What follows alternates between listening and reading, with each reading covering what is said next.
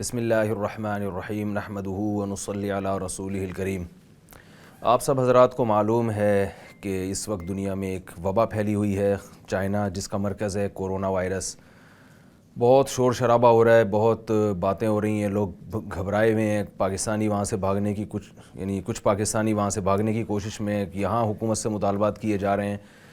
ہمیں اس بارے میں رسول اللہ صلی اللہ علیہ وسلم نے کیا رہنمائی کی ہے، یہ تمام چیزیں ہمیں اسلام میں دیکھنی چاہیے۔ ایسے ہی موقع پر انسان کو چاہیے کہ وہ اپنے مذہب کو فالو کرے، اپنے قرآن کو، اپنی احادیث کو فالو کرے۔ رسول اللہ صلی اللہ علیہ وسلم نے ارشاد فرمایا، صحیح حدیث ہے، آپ صلی اللہ علیہ وسلم نے فرمایا جس علاقے میں وبا پھیلی ہو اس علاقے میں مت جاؤ، لیکن جو پہلے سے وہاں موجود ہو تو آپ صلی اللہ علیہ وسلم نے انہیں اس علاقے سے نکلنے سے منع فرمایا ہے۔ یہ ایسی حدیث ہے جس پر تمام علماء کا اتفاق ہے اس حدیث کے صحیح ہونے پر۔ تو بالکل جب ہمارے سامنے ایک واضح حدیث آ گئی ہے تو اس حدیث کے آنے کے بعد ہمارے پاس موقف جو اللہ اس کے رسول نے ہمیں بتایا بالکل واضح ہے۔ تو یہاں میں چند باتیں آپ سے عرض کروں گا کہ دیکھیے، اللہ تعالیٰ نے جیسے ہمیں نماز کا حکم دیا، جیسے ہمیں روزے کا حکم دیا، جیسے ہمیں زکوٰۃ کا حکم دیا، تو یہ نماز، روزہ، زکوٰۃ ہم کوئی پینلٹی سمجھ کے نہیں کرتے کہ بھئی ایک جرمانہ دے رہے ہیں ہم زکوٰۃ کے نام پہ، بلکہ خوشی خوشی ادا کرتے ہیں کہ یہ ریٹرن ہوگا انشاءاللہ قیامت کے دن اللہ کی طرف سے، اس کا ہمیں اجر ملے گا۔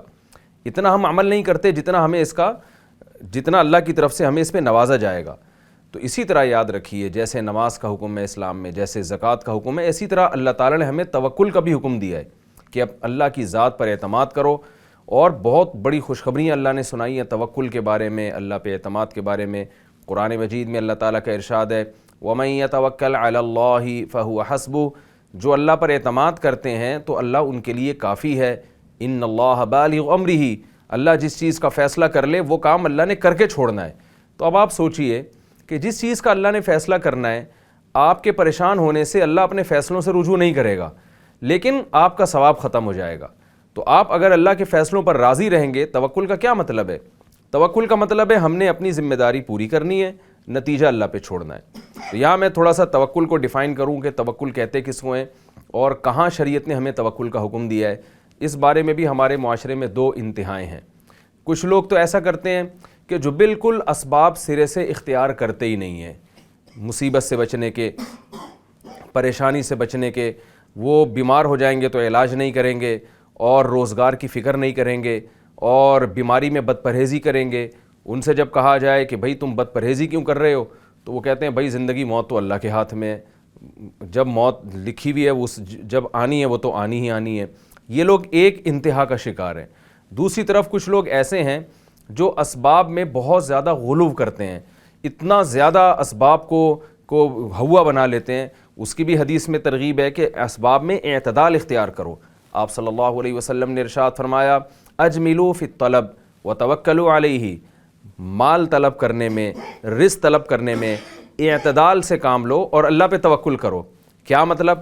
جب آپ جاب کرتے ہیں، پیسے کماتے ہیں، تو آپ کو اعتدال سے کمانا ہے۔ اس میں آپ نے اپنی صحت بھی دیکھنی ہے، آپ نے اپنے بیوی بچوں کو ٹائم بھی دینا ہے، اور آپ نے اپنے دماغ کو بھی دیکھنا ہے کہ اس کو سونے کے لیے ٹائم مل رہا ہے کہ نہیں مل رہا۔ یہ نہیں کہ صبح و شام بس بزنس کو اپنے اوپر مسلط کیا ہوا ہے۔ اب اگر ایک آدمی نے صبح و شام اپنے اوپر بزنس کو مسلط کیا ہوا ہے، اس سے کہا جائے یار کچھ آرام بھی کرو، بیوی بچوں کو ٹائم بھی دو، والدین کے بھی حقوق ہیں، کچھ اپنی ذات کے لیے بھی ٹائم نکالو، تفریح کے لیے، ایکسرسائز کے لیے، ان سب چیزوں کے لیے، تو وہ جواب میں کہے کہ بھائی میں اگر ان سب چیزوں کے لیے ٹائم نکالوں گا تو میرا رزق کہاں سے ہوگا؟ تو یہ بھی غلو کر رہا ہے۔ اس کا مطلب ہے کہ اس کا اللہ پر اعتماد نہیں ہے۔ تو دو انتہاؤں کے درمیان چلنے کا نام اعتدال اور توکل ہے۔ وہ دو انتہائیں کیا ہے؟ بالکل محنت چھوڑ دینا، یہ بھی توکل کے خلاف ہے، اور سب کچھ محنت ہی کو سمجھ بیٹھنا، یہ بھی توکل کے خلاف ہے۔ تو علاج کے بارے میں بھی شریعت نے ہمیں اعتدال کا حکم دیا۔ جس علاقے میں وبا پھیلی ہوئی ہے وہاں جانا، بلا وجہ اپنے آپ کو آزمائش میں ڈالنا، یہ توکل نہیں ہے بلکہ یہ حماقت ہے۔ جیسے کہ مشہور واقعہ ہے، حضرت عمر رضی اللہ تعالیٰ عنہ شام کی طرف جا رہے ہیں، پتہ چلا کہ جی وہاں وبا پھیلی ہوئی ہے۔ آپ نے صحابہ سے مشورہ کیا، کسی صحابی نے حدیث سنائی کہ جس علاقے میں وبا پھیلی ہو وہاں مت جاؤ۔ حضرت عمر نے پورے قافلے کو حکم دیا بھائی واپس چلو۔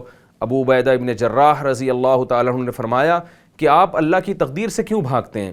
حضرت عمر نے فرمایا، اے ابو عبیدہ، تیرے جیسا عقل مند آدمی ایسی بات کر رہا ہے، پھر فرمایا کہ میں اللہ کی تقدیر سے اللہ کی تقدیر ہی کی طرف بھاگ رہا ہوں. تو دیکھیں یہ اعتدال ہے کہ بلا وجہ اپنے آپ کو آزمائش میں نہ ڈالا جائے. لیکن جو اس وبا میں موجود ہیں ان کے بارے میں حکم دیا کہ مت بھاگو، اس لیے کہ بھی تمہارے ساتھی ہیں جو بیمار ہیں. سب لوگ اس طرح چھوڑ کے بھاگ جائیں گے، اس میں خطرہ ہے کہ وہ بیماری پوری دنیا میں پھیل سکتی ہے. اور جو وہاں مریض ہیں ان پہ کیا گزرے گی؟ وہ کہیں گے ہمارے لوگوں نے ہمیں بے یار و مددگار چھوڑ دیا یہاں پہ. ہم اس قسم غم کے موقع پہ تو اپنے ساتھیوں کا ساتھ دینا چاہیے، بھوک کے موقع میں اپنے ساتھیوں کا ساتھ دینا چاہیے، پریشانیوں میں اپنے ساتھیوں کے ساتھ ہونا چاہیے انسان کو. ان کو چھوڑ کے بھاگنا ٹھیک نہیں ہے. اس کی میں ایک مثال دیتا ہوں کہ دیکھیں آپ کے گھر میں اللہ نہ کرے آپ کے بیٹے کو، آپ کے بھائی کو، آپ کی بیوی کو کسی کو ٹی بی ہو گئی. تو اب یہ تو نہیں کہ آپ اس کو اکیلا گھر میں چھوڑ کر جو ہے نا آپ اکیلے بھاگ جائیں، اس کو بے یار و مددگار چھوڑ دیں. تو یہ غلط ہے، یہ اسباب میں غلو ہے.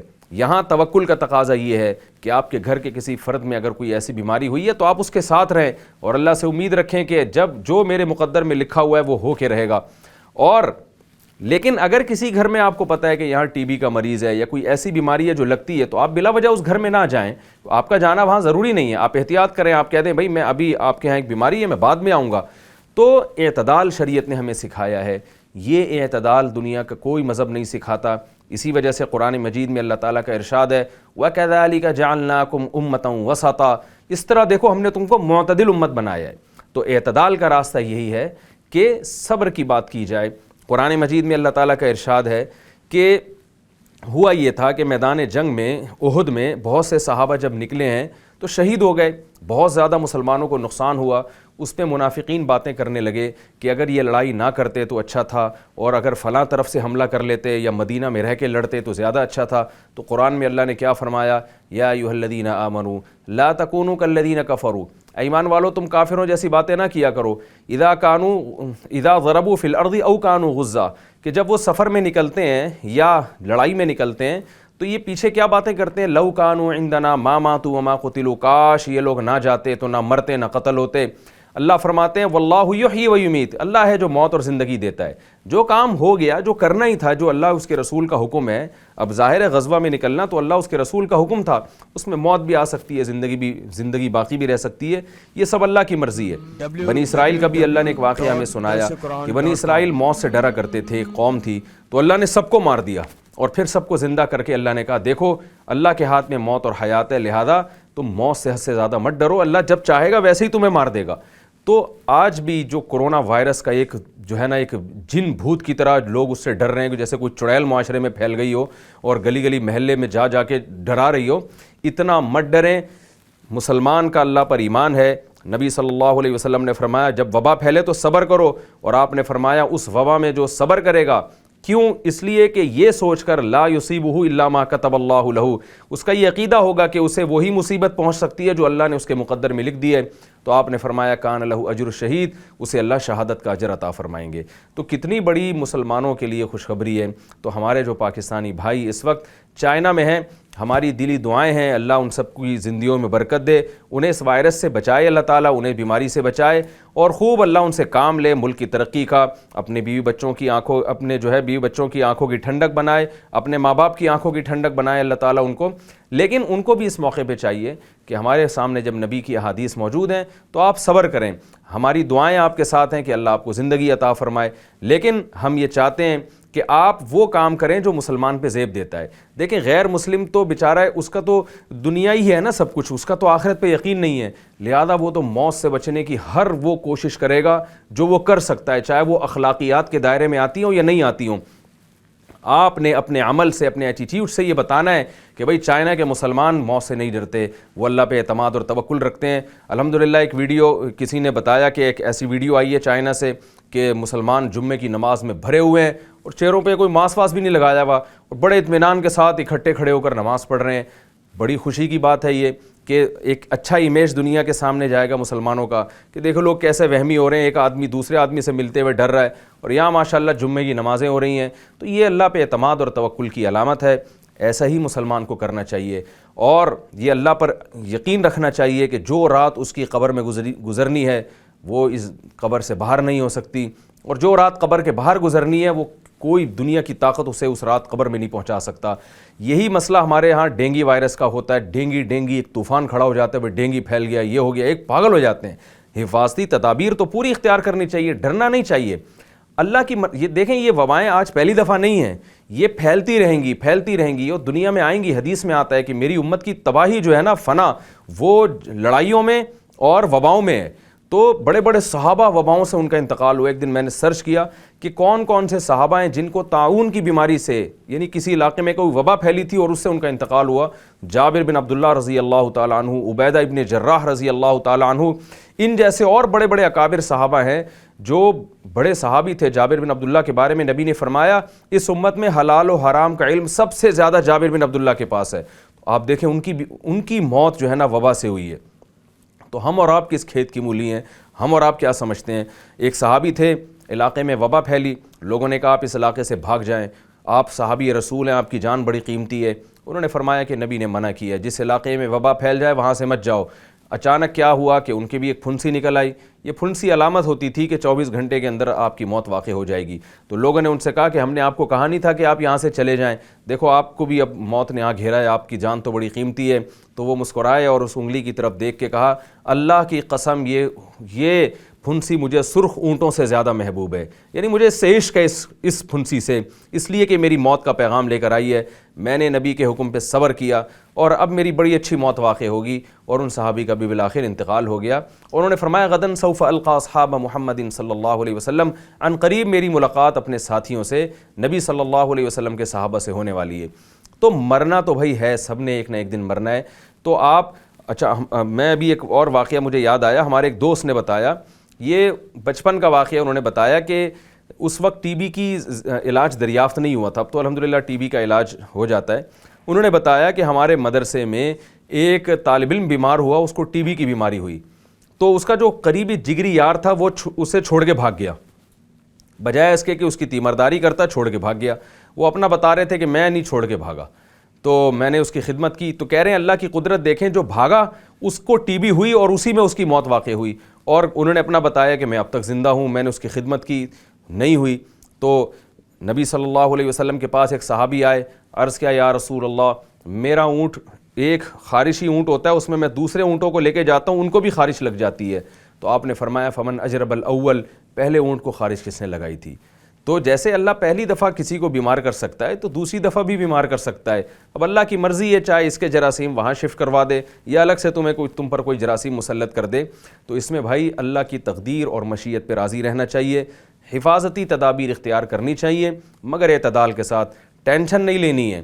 لوگ اتنا ڈینگی سے اور اتنے کرونا وائرس سے نہیں مرتے جتنی ٹینشن سے ڈپریشن میں جا رہے ہیں اور مر رہے ہیں. تو موت مقدر ہے. آج آپ کو کوئی وائرس سے ہلاک نہ ہو, کرنٹ لگنے سے ہلاک ہو سکتے ہیں, کوئی ٹرک کے نیچے آنے سے ہلاک ہو سکتا ہے. درجنوں اسباب ہیں موت کے, کتنے واقعات ہیں کہ کوئی وجہ نہیں تھی مرنے کی لیکن بندہ مر گیا, ڈاکٹر پریشان بیٹھے مرا کیوں یہ. تو یہ تو اللہ نے موت کا ایک وقت متعین کر دیا ہے اور صاف طور پہ بتا دیا لا یستأخرون ساعۃ ولا یستقدمون, جب وہ وقت آئے گا تو ایک لمحے کے لیے بھی نہ آگے جا سکتے ہیں نہ پیچھے آ سکتے ہیں, کوئی تبدیلی نہیں ہے.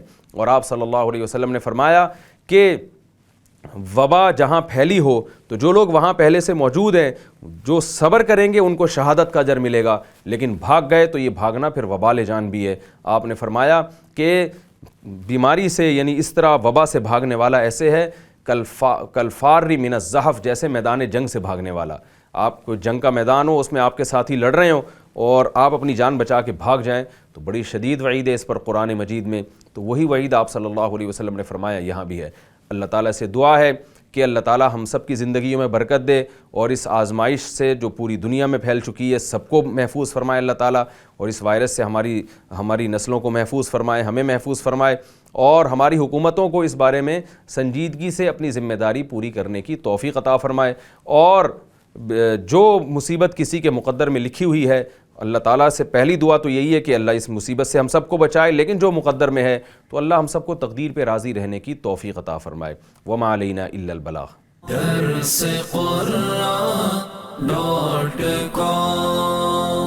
www.darsequran.com